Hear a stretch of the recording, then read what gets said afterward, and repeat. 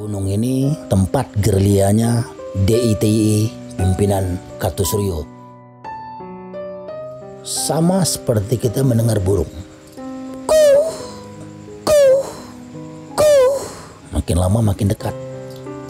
Rasanya telinga kita. Dan kita semua mendengar. Halo buat teman-teman yang udah subscribe ataupun yang belum subscribe Lentera Malam. Biar teman-teman selalu dapat notifikasi setiap kali Lentera Malam update video baru, teman-teman bisa nyalain loncengnya seperti video di tengah ini nih. Pilih all atau semua. Jadi jangan lupa nyalain loncengnya. Assalamualaikum warahmatullahi wabarakatuh. Selamat malam teman-teman, balik lagi di Lentera Malam bareng gue Adit. Sekarang kita lagi ada di segmen Saksi Misteri nih. Kali ini kita udah kedatangan tamu spesial nih. Salah satu pendaki gunung era lama ya, seperti Om Heru, yang mengalami banyak hal mistis ketika dia naik ke Gunung Tilu. Mungkin teman-teman agak nggak familiar sama nama Gunung Tilu ini ya. Yaudah kita ngobrol aja sama narasumbernya biar narasumber nanti yang jelasin tentang Gunung Tilu ini. Kita kenal dulu sama narasumbernya, Paci. Paci, apa kabar Paci? Baik, alhamdulillah. Baik, alhamdulillah ya. Ini pendakiannya di tahun berapa Paci?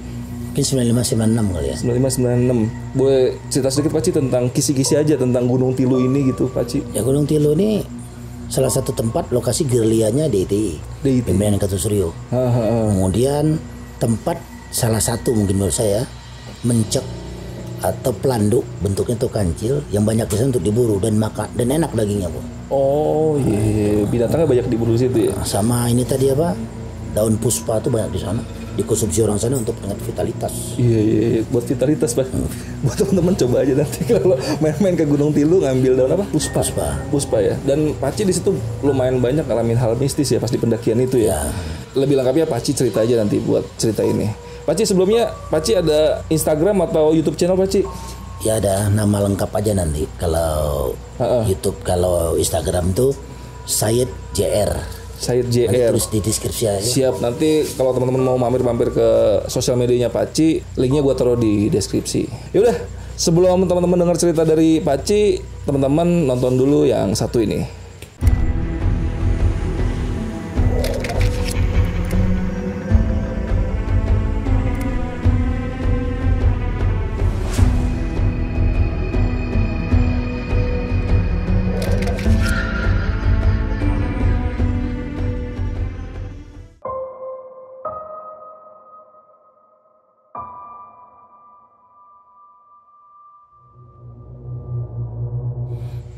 Assalamualaikum warahmatullahi wabarakatuh. Gua Paci. Ini lagi mau bercerita kepada sahabat semua, sahabat Lentera Malam, tentang pengalaman yang boleh dikatakan mistis ya, tentang pendakian Gunung Tilu. Gunung Tilu itu Jawa Barat. Gunung itu nggak tinggi, cuma 1000-an meter di atas permukaan laut.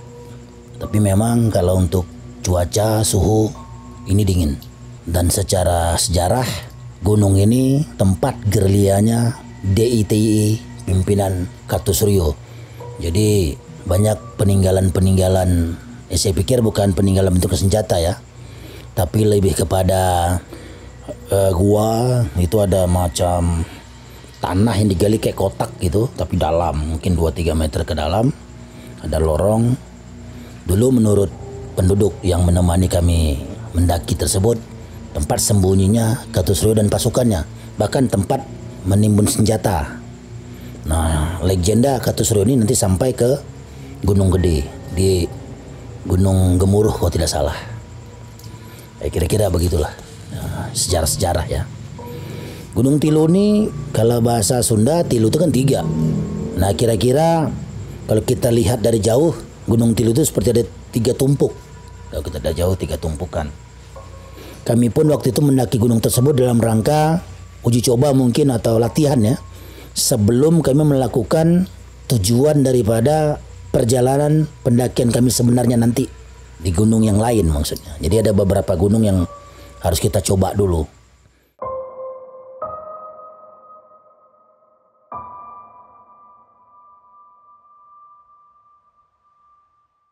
Oke, sampailah pada satu destinasi, pada satu tujuan, hari kita berangkat. Nah, kita menujulah ke arah Gunung Tilu.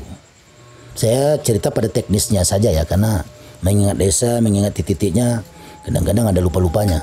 Paling gampang cerita teknisnya, makna dari perjalanan yang paling penting. Kita nanti berada 3 malam di Gunung Tilu itu. Hari keempat kita turun. Hari pertama kita jalan itu nggak ada masalah. Kita hitung harinya seandainya nih ya. Jadi saya nggak udah 2%. Anggaplah kita jalan hari Senin. Senin sore, Senin malam kita nginap di desa terakhir. Kebetulan di rumah kepala desa. Kita nginap, kita sosialisasi, kita ceritakan tujuan kita segala macam, udah nggak ada masalah. Kemudian pagi-pagi kita bangun, kita susun rencana seperti apa. Tidak lupa kita berdoa sebelum melakukan perjalanan, itu penting.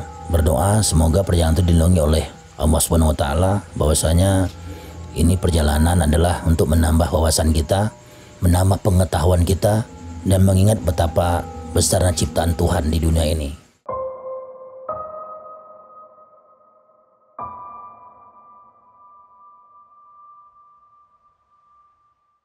Sampai kita naik ke Gunung Tilu, perjalanan kita hari pertama, kita mulai perjalanan jam 9 pagi. Jalan 3 jam perjalanan, mungkin sekitar jam 12. Karena kita punya SOP-nya kan, jam 12 siang di mana berada berhenti untuk makan siang. Jam 5 sore di mana berada harus ngecamp untuk menginap malam hari. Jam 8 jam 9 pagi itu harus berangkat dari titik kita menginap. Nah itu SOP yang kita atur. Dan kita berusaha tepati jadwal itu. Itu. Kalaupun kita istirahat kita hitung 1 jam 15, 1 jam jalan 15 menit istirahat. Nanti kita cara ngatur iramanya, menjaga kondisi kita. Perjalanan ya mungkin yang agak aneh waktu itu ada segerombolan burung. Karena burung itu kan kalau di Padang namanya burung pipit apa ya kalau tempat kami sana tuh ya, kecil-kecil burung itu kan.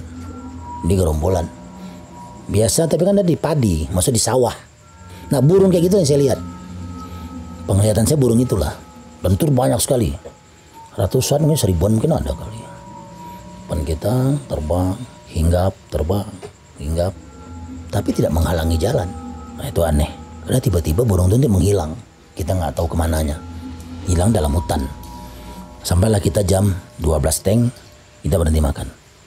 Kita buka peralatan, kita masak, foto salah kita masak ikan asin, sarden, dan kita bikin sambal dari cengek. Kita ulek sendiri karena kita bisa bawa ulekan di situ. Kita pakai kompor, nggak pakai parafin, tapi kompor parafin kita bawa, tapi kita masak pakai kompor spiritus ya. Masak kita ketawa-ketiwi biasalah. Kalau dengan teman-teman saya ini ngebodor aja udah, ngobrolnya bercanda aja udah, ketawa bercanda.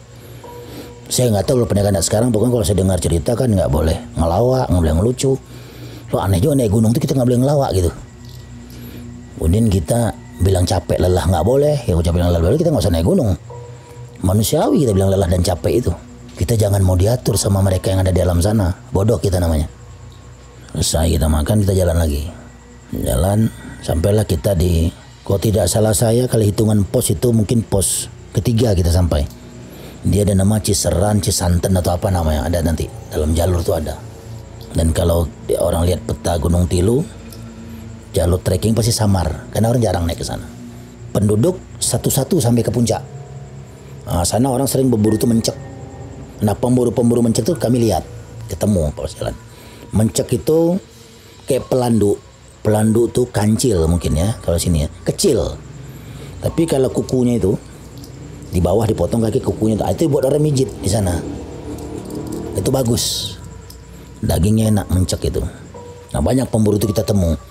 Karena mencari mencek itu mereka juga nggak gampang. Kemudian sampailah kami nginap. Kira-kira kalau kita hitung di peta yang kita punya, kita pakai peta dari geologi Bandung tuh, Badan Geologi di Bandung. Kita sampai puncak itu nanti akan ada 1,5 jam pas 1 jam lagi. Tapi kita nggak kejar itu ke puncak. Kita nginep aja. Nah malam pertama ini, jadi setelah kita, kebiasaan kami kalau naik kita buat api unggun. Walaupun kita tidak boleh nebang kayu, tapi kalau saya nggak tahu kalau sekarang saya naik gunung lagi, tapi kalau saya naik gunung udah pasti nebang kayu aja, bikin api unggun aja. Karena kita bicarakan safety prosedur. Api unggun ada untuk kalau ada apa-apa itu pemanasan segala macam di situ. Dan secara pengalaman dia bisa membuat binatang buas nggak mau mendekati kita.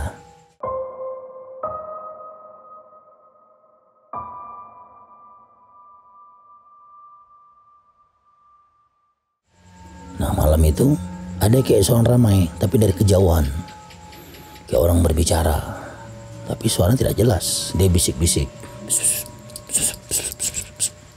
Nah gitu-gitu aja. Suara begitu-gitu aja yang kita dengar. Tapi suatu dari kejauhan, makin lama makin besar. Saya nggak tahu ya, tapi kalau seandainya setiap cerita yang saya dengar mungkin berbeda dengan telinga saya dengar. Kalau menurut saya sih, pengalaman saya ketemu makhluk yang namanya, kalau orang mungkin Jawa sih bilang kuntilanak, kalau kami bilang puntianak.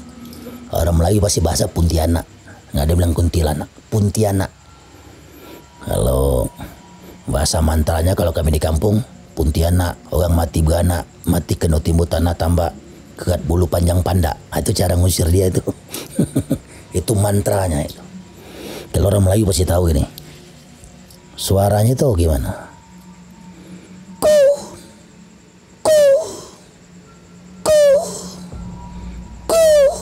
Suaranya seperti itu. Sama seperti kita mendengar burung. Makin lama makin dekat. Rasanya telinga kita. Dan kita semua mendengar. Itu kita diam. Nah, kita nggak pedulin. Kita diam saja. Kita tetap lanjut ngobrol di depan api unggun kita, minum kopi juga. Kemudian sekitar setengah jam saya rasa bunyi itu tidak ada, tapi setengah jam berikutnya kami memutuskan kita tidur dan istirahat. Sekitar jam 12 jam 1 itu flashlight kita tiba-tiba putus tali di belakangnya. Kan flashlight dipasang tadi, ini pohon, ini kan nempel di tanah. Turun gini, flashlight gini, bantu kayu, baru tutup anginnya samping. Nah yang dekat tanah ini, yang dekat pohon tadi ini pohon besar, ini tanah kan, putus. Ini putus. Kan dia kan kencang. Pas dia putus itu kan belanting gitu, tak gitu belanting. Padahal itu kita ada ikat, tanam lagi pakai skor. Skornya itu kan kalau selain pakai tenda dum kan, skor tenda dum begitu kan. Kayak skor tenda dum kita pasang. Kaget kita semua. Tapi tahu lepasnya itu kan udah kaget. Anginnya lagi kencang, gitu anginnya kencang. Wah, dingin banget tuh. Sampai gua aja kaget. Kemudian tali lepas, kita bangun, kita betul lagi. Nah, sewaktu betul tali ini, teman saya lah, anggap aja namanya Arif. Dia lagi betulin kan, ini dia yang keluar. Itu dia melihat di pohon besar itu, yang belakang kami itu, ada burung hantu.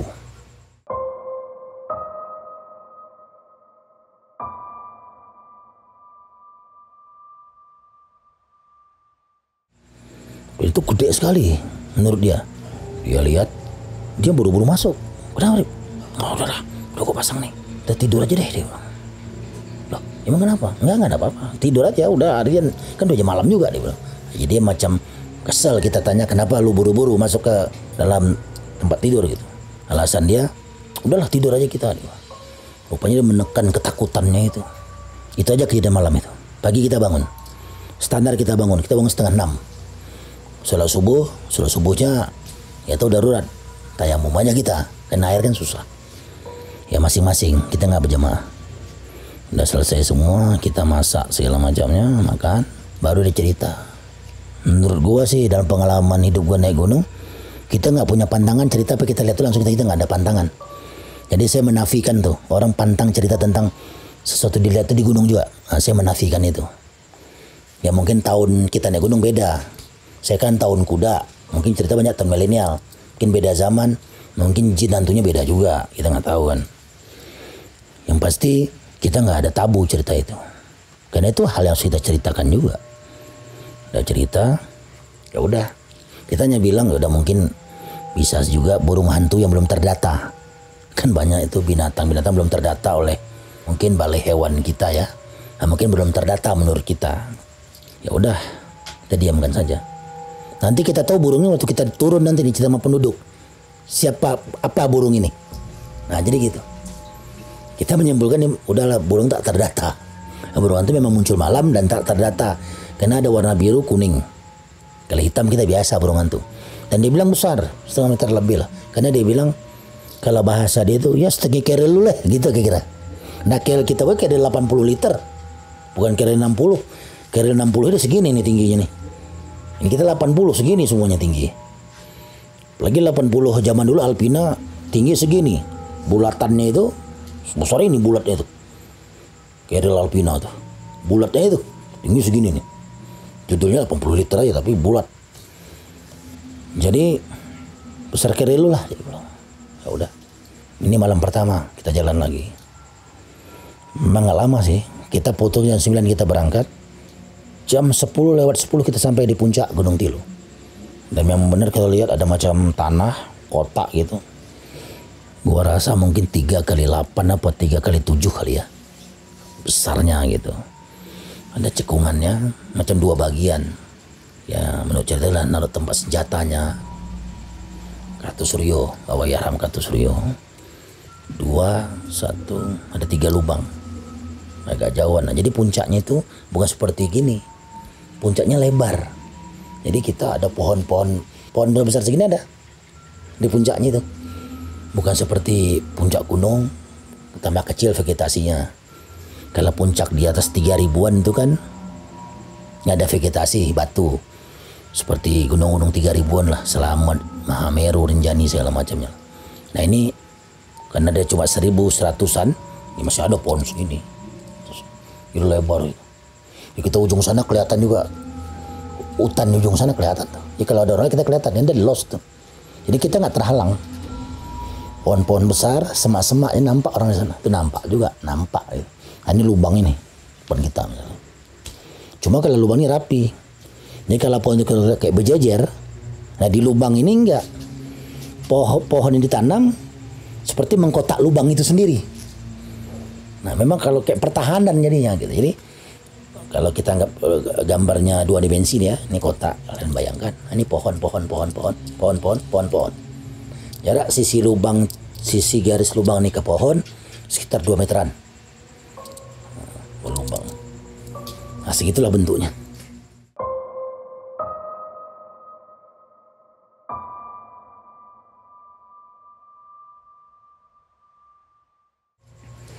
Kemudian kita putuskan langsung ke tenda untuk menginap walaupun siang.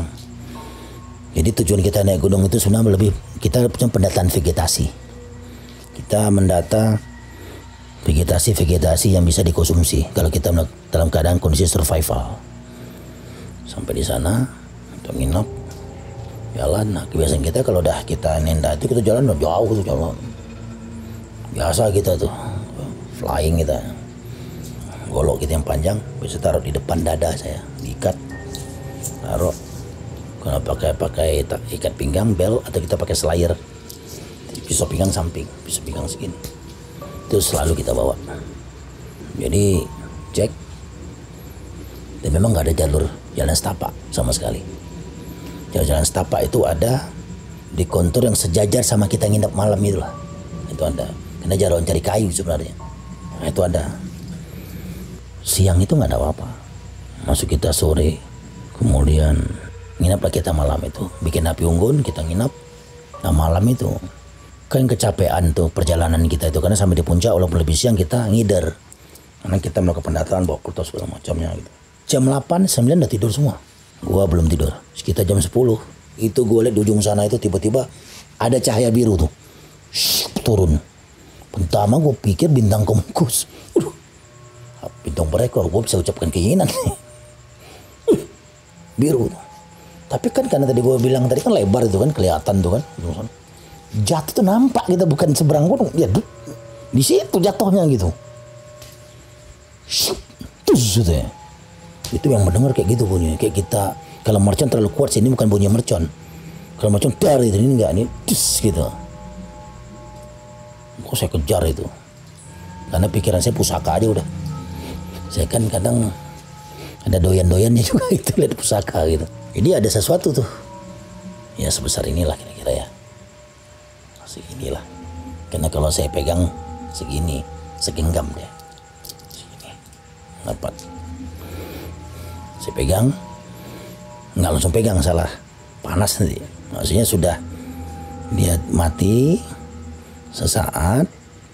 Kemudian kita pakai senter, dulu senter bukan headlamp, senter tembak, nampak senter, barangnya nampak udah, langsung saya ambil, baru saya pegang, ini nggak langsung, Saya pikir panas pertamanya. Megangnya pun gini, kayak kita genggam bara api. Bara tuh kan kita mau genggam, tapi gini-gini tuh. Nggak kayak api. Api kan langsung kita takut kan. Kalau bara kita tuh hangat, tidak kayak gitu lah. Ternyata saya lebih dingin. Ambil, pegang, langsung saya bawa. Dulu kita kalau naik gunung itu kan ada tas pinggang kecil. Tas pinggang. Saya masukin tas pinggang. Depan. Ini lebih menarik ini. Sudah saya balik ke flysheet. Nah, malam itu berarti sekitar jam 11. Saya tertidur. Tidur tuh gue bermimpi sebenarnya. Mimpinya lumayan mendebarkan.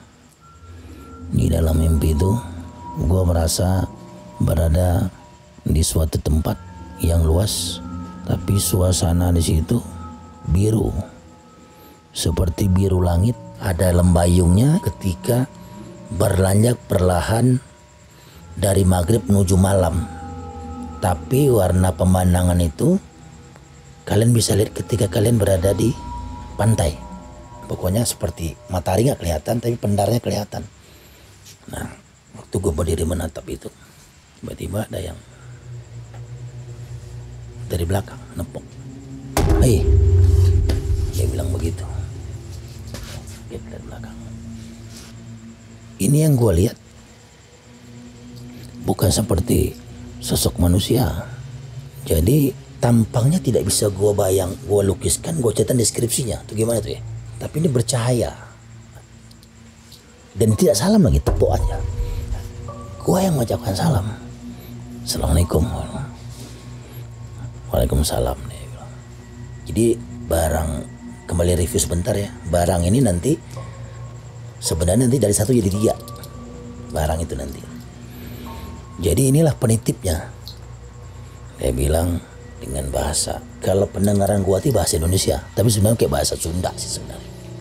Inti dia ngomong gini, ini pokoknya aku titipkan barang tersebut, simpan saja. Dia bilang, nggak perlu juga dia papain. Sama diapain itu misalnya ada orang misalnya malam tertentu suatu suruh diasapin misalnya, kemudian dikasih bunga 7 rupa, atau dikasih kantil melati, atau dikasih apa, nggak ada, simpan saja.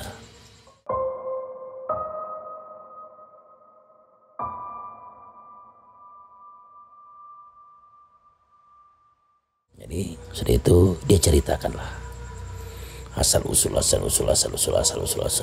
gitu. Perasaan gua sih mungkin 2 jam kali gua mimpi itu. Perasaan gua di mimpi ya, udah lama sekali.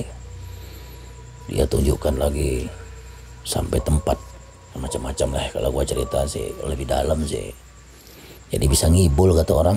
Tapi gua melihat sendiri sih, karena kalau neraka tuh bisa lu bayangin, berarti itu bukan neraka. Kira-kira gitu filosofi dulu gua dikasih tahu di guru ngaji gua. Kalau surga itu bisa lu bayangin, berarti itu bukan surga, karena masih bisa lu bayangin. Jadi surga neraka adalah sesuatu tak bisa lu bayangin, karena itu kan rahasia Allah. Yang gue lihat aja setingkat itu berarti kan lebih dahsyat dari itu. Yang gue lihat aja berarti kan lebih mewah dari itu, kira-kira begitulah. Jadi gua nggak perlu ceritakan perincinya, kita gambaran begitulah. Kemudian dia cerita juga tentang riwayat keturunan gua gitu ya, yang gua walaupun udah tahu sebagian. Kemudian apa yang gua tantangan ke depan segala panjang sekali. Nanti orang yang sama nih, orang tua nih ada datang ke rumah gua. Tapi itu nanti setelah gua nikah. Pendakian nih gua belum nikah. Gua nikah tahun 2000-an. Ya belum gua nikah. Tapi nanti setelah gua nikah 2005 atau 2006 ketemu sama orang ini lagi. Konteksnya berbeda, di rumah, bukan di gunung. Gue bangun tuh pas azan subuh yang gue dengar. Jadi perasaan gue tuh mimpi tuh panjang dalam dunia yang gue alami itu. Tapi rasa gue tidur gue sebentar. Lalu gimana? Gue mendeskripsi sama kalian ya, menarasikannya ya. Jadi perasaan gue mimpi gue tuh panjang sekali. Tapi rasa gue tidur cuma sebentar. Mungkin 5-6 menit gue tidur waktu itu gitu. Gue bangun azan subuh. Gue langsung bilang istighfar, gue astagfirullahaladzim. Dan gue gak beritahu teman gue itu. Sampai hari ini, sampai gue cerita di Lentera Malam sebenarnya, gue gak ada beritahu. Simpan barang itu malam itu. Besok kita bekerja lagi, pendataan segala macamnya. sampai kita turun. Ini mulus lah, nggak ada lagi. Cuma di tempat kita naik yang gue bilang ketemu lagi burung itu di vegetasi itu lagi. Sampai di rumah penduduk segala macamnya, rumah Pak Kades, pada situasi jam tertentu yang teman-teman gue lihat nggak ada, lagi sibuk urusan masing-masing, jemur baju segala macamnya. Gue tanya sama ya Pak Kades kan banyak anggota di tua-tua ikut gue bercerita, yang dia bilang pada akhirnya ya di gunung tuh biasa, Gunung Tilu itu biasa karena dianggap gunung keramat di sana gitu, karena tadi tempat gerliannya itu, kemudian ada cerita tentang dewa dewi juga di sana, ada cerita tentang seorang kiai juga sana, wali Allah juga dan segala macamnya lah. Jadi dia bilang ya bagus, simpan saja barang itu baik-baik, jangan pindah tangan lah kalau kita mungkin kita jual atau apa gitu ya. Ya lah Pak, makasih Pak nasihatnya nih. Yang penting tantangan ke depan banyak, yang banyak. Saya naik gunung 9695 ya akhir tahun, karena 9798 tantangan hidup lebih banyak waktu itu. Wajar juga sih benarnya apa yang dia bicarakan pada saat itu. Akhirnya siang, kita jam 2 siang pada hari keempat jam 2 siang kita memutuskan pulang ke tempat keberangkatan kita lagi. Kemudian cerita tentang ini masih berlanjut, nanti ketemu sama orang yang sama itu tahun 2005-2006 di rumah gua.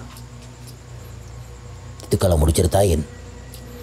Tapi ya tergantung komen-komen kalian nanti di lentera di bawah itu.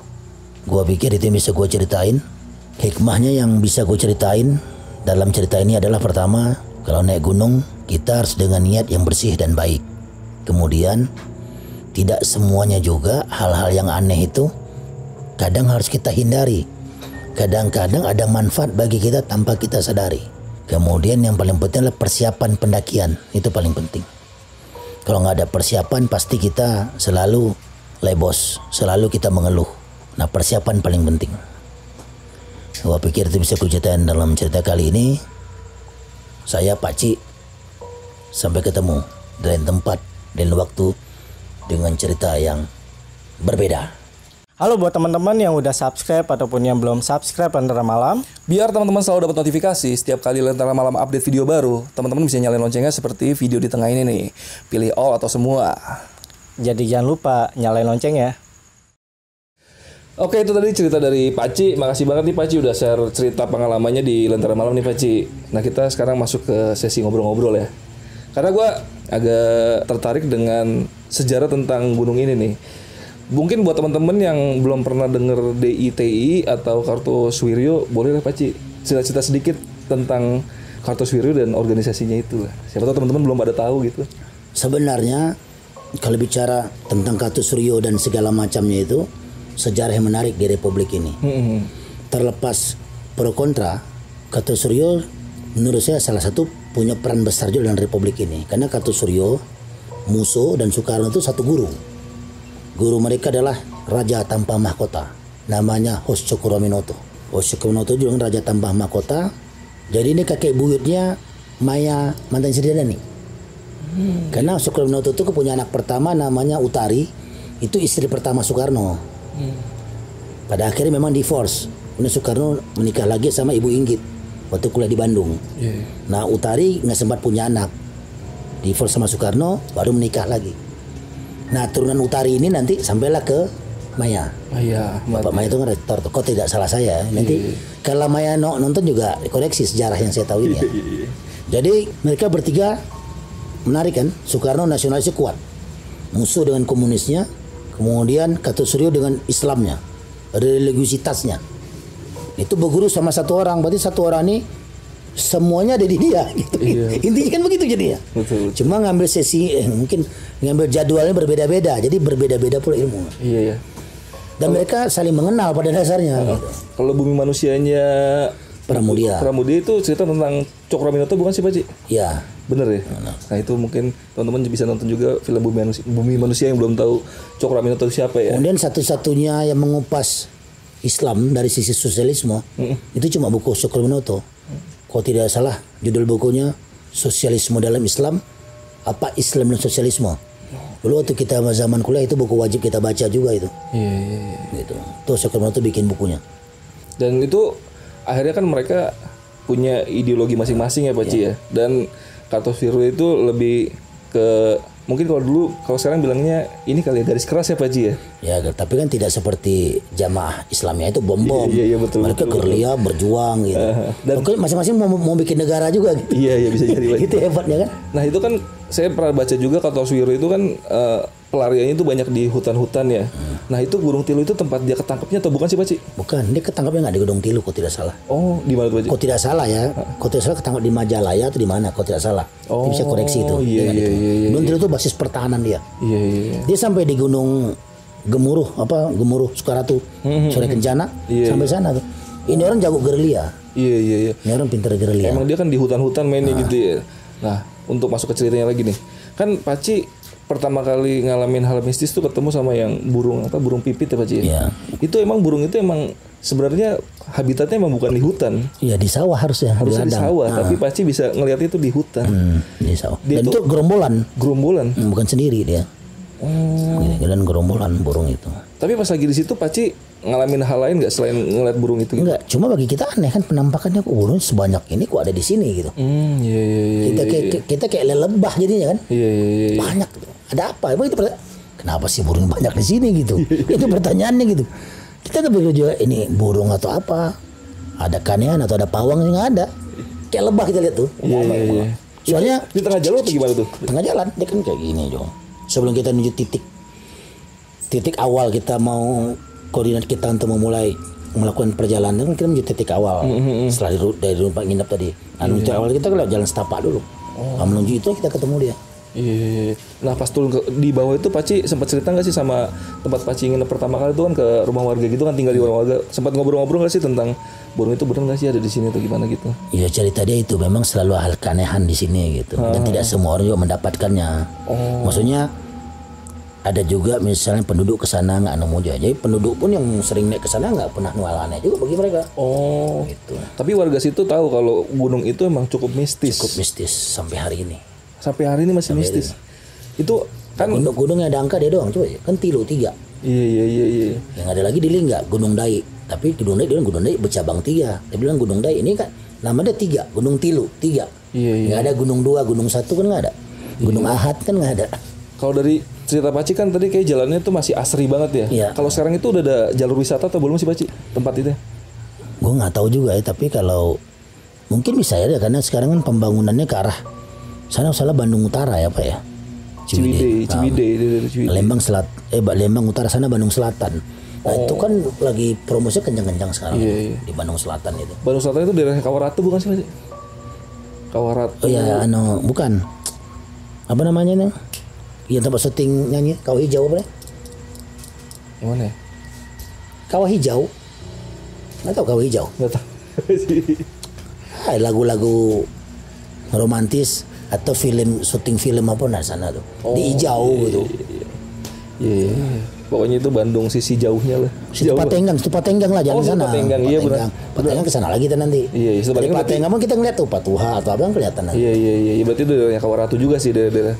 Kawaratu Kawah Putih. Kawah Putih. Iya betul Kawah Putih. Dia hijau warnanya. Tapi hijau. Iya betul Kawah Putih. Alah kebun tehnya apa namanya ya? Kebun teh zaman Belanda itu. Kemarin waktu longsor tahun berapa tuh mungkin 8-9 tahun lalu ada longsor sana ke teh itu teh Belanda. Itu tempatnya cukup mistis juga tuh, keren juga tuh tempat. Indah sekali itu. Nah, itu kan bekas tempat Kartosuwiryo. Dan dari cerita Pak Ci kan saya sempat ngeliat Pak Ci sempat cerita tuh pas di puncaknya ada tempat kayak bunker, tempat senjata ya. Kalau pas di selama perjalanan itu ada nggak sih tempat-tempat yang kayaknya emang ini benar-benar peninggalan dari Kartosuwiryo itu? Nggak ada. Jadi benar-benar berarti Kartosuwiryo tuh kayaknya emang base-nya itu di atas gunung itu, pas di atasnya. Kalau sistem orang bekerja itu kan dia harus pintar menghapus jejak. Karena kan dia kan pasti kan orang menjadikan orang ngesan jejak dia. Jadi ada namanya dalam kita berdalam terbuka itu, tapi dalam pramuka diajarin. Karena dasar kita naik pecinta alam kita dalam terbuka dasarnya pramuka. Namanya sanja. Mengesan jejak. Jadi kita bisa tahu jejak ini 3 hari 4 hari kita bisa tahu. Jadi kalau kamu lu lihat jejak, kemudian ada batu-baturan tanah di atasnya, itu jejak lebih 3 hari udah. Oh. Karena mulai ada tanah kecil-kecil buat di atasnya. Iya. Cacing gitu. Oh. 3 hari udah. 3 hari. Ada kayak gitu ya. Kalau masih belum ada itu jejak 1 hari 2 hari. Saya tahu nih arah kemana, patahan rantingnya. Nah kata seru jago, karena orang gerilya harus bisa menghilangkan jejak. Dia kan teorinya, dia kan ada ilmunya mengesan jejak, menghapus jejak, membuat jejak. Nah, terus ada caranya tuh. Gitu ya. Banyak baca buku ini tuh aja. All Shatterhand. Nah, terus Paci kan ini kalau dari cerita Paci tadi kan kayaknya persiapannya tuh benar-benar matang banget ya Paci ya. Boleh tahu nggak sih tuh Paci itu sebenarnya latihan buat ekspedisi ke gunung mana gitu Paci? Tambak Kuriung gitu. Mau ke sana gitu. Sebulan gitu sana. Sebulan di sana. Persis sebulan.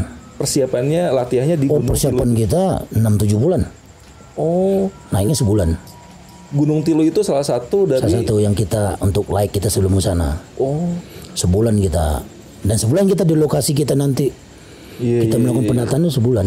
Saya sepertinya tahu itu mau pendidikan apa itu kayak nggak usah dibuka ya Paci ya. Ya itu ngambil nomornya. Iya. Nah kalau seandainya yang lihat video ini tahu nama gue, tahulah gue ada di mana itu. Iya betul. Tunggu gue sebutin lagi. Yang paling pasti gue sudah senior lah, senior setengah-tengah dikit gitu. Angkatan tua ya. Tuh ada harus kita kayak muda. Iya betul. Tahu itu. Betul. Nah, sebenarnya teman-teman gue ada gue teman beberapa banyak mau cerita juga. Wah, gue mau nyuci gue ada sini ada. Waktu gue ke Cirebon ketemu yang dia sering di Cerme. Iya. Dan Paci juga ini ya sebenarnya dekat sama Om Heru. Om Heru juga anggota muda di organisasi itu ya. Kalau Paci kan udah sampai ngambil nomor kan. Kalau Om Heru anggota muda ya di organisasi itu ya. Untuk yang berikutnya Paci. Nah, hal mistis yang berikutnya kan yang Paci dengar suara kuntilanak itu ya.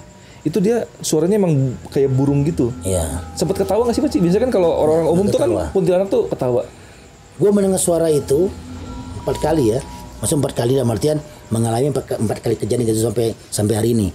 Pertama kali gue dengar tuh gue kelas 3 SMA. Di kampung gue, enggak dong, 5 lah. Karena waktu SMA tuh gue kena 2 kali. Waktu gue ke kampung nyokap gue, sama gue di tempat gue SMA.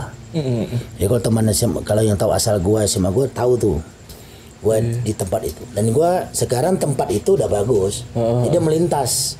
Habis gue pulang malam, dia lihat ngelepak-ngelepak, bunyi sama gitu. Bunyi sama. Tapi tampaknya kuntilanak itu. Ini nggak nampak muka sebenarnya, putihnya aja. Putihnya aja. Lepak-lepak terbang. Kalian gua di gunung itu cuma suaranya aja. Iya, tapi nggak temen yang lain dengar juga nggak sih Pak Ci? Ada dengarannya tidak. Tapi penampakan nggak nyampe penampakan. Nggak sampai penampakan suara. Kalau di Selamat gua penampakan. Selamat penampakan. Kalau Selamat. Boleh lah kapan-kapan cerita. Kalau Selamat itu sama seperti gua tuh kampung nyokap gua, kelihatan. Oh. Cuma singkatnya kalau kampung nyokap gua tuh gua lihat, gua kejar soalnya gua pegang tombak api. Gua kejar sampai ke dalam, gua sadar gua di tengah kuburan. Sadar gua kok di kuburan. Nah perasaan gua pegang tombak api. Tombak api itu ada apinya itu apa gimana? Iya, Ci? perasaan gua. Oh, perasaan. Perasaan gua pegang tombak api. Padahal nggak bawa apa-apa. Nggak apa-apa, ya kosong. Jadi gua pada titik gua tertentu, gua marah. Ya kasar kenapa lu ganggu gua? Gua gini, rasa gua ada api, tombak tapi kayak api. Gua tombak panjang, tombak pendek. Gua kejar dia lari. Sama Gunung Selamat. Gunung Selamat tuh kan gua nginep di bawah Samaran tuh. 3 tenda, dia muncul. Gua kejar malam tuh gua di dekat puncak Gunung Selamat gua. Ngejarnya dari Samarantu sampai ke puncak. Selamat. Lari kita kejar. Lari. Buset. Tapi nggak kena tuh, nggak kena. Nggak kena. Lari gua ngejarnya. Pakai golok tapi golok biasa. Pakai golok biasa. Biasa gua pegang ini. Iya. Dan untuk berikutnya nih Paci, kan yang Paci malam-malam itu ternyata yang jatuh yang biru itu kan kayaknya pusaka tuh Paci. Itu Kata orang pusaka. kata orang. Namanya apa sih tuh? Bendanya itu. Ya itulah pokoknya. DM Paci aja kalau mau tahu ya. Kita yang lihat paling teman-teman deket Paci aja yang bisa ngeliat ya.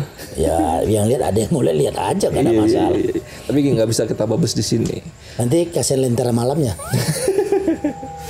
Dan oh ya, jadi kan ya beberapa hal mistis itu kan kejadiannya pas lagi naik sama pas lagi camp di atas tuh Paci ya. Itu pas lagi jalan turun ada hal mistis lagi nggak sih? Ketemu lagi burung itu nanti. Oh ketemu burung lagi? Di bawah tuh ketemu burung lagi. Di bawah? Di tempat yang sama sama tempat yang sama. Oh. Dia muncul di tempat terakhir kita lihat dia nggak ada lagi di tempat pertama kita lihat dia di hari pertama. Oh. Jadi bolak-balik dia. Iya. Tapi udah nggak ada hal mistis lagi sih. Itu sekitar jarak 300 meter perjalanan lah ya. Iya. Kalau perjalanan 300 meter lah. Oke. Ya udah paling segitu aja cerita kali ini sama Paci. Makasih banget Paci udah share cerita di Lentera Malam. Buat teman-teman yang mau kepoin Paci, nanti Instagramnya sama YouTube channelnya Paci gue taruh di deskripsi ya. Nanti dicek aja. Sekali lagi masih Paci udah share cerita di Lentera Malam. Assalamualaikum warahmatullahi wabarakatuh. Gue Adit, Paci, Lentera Malam. Bye.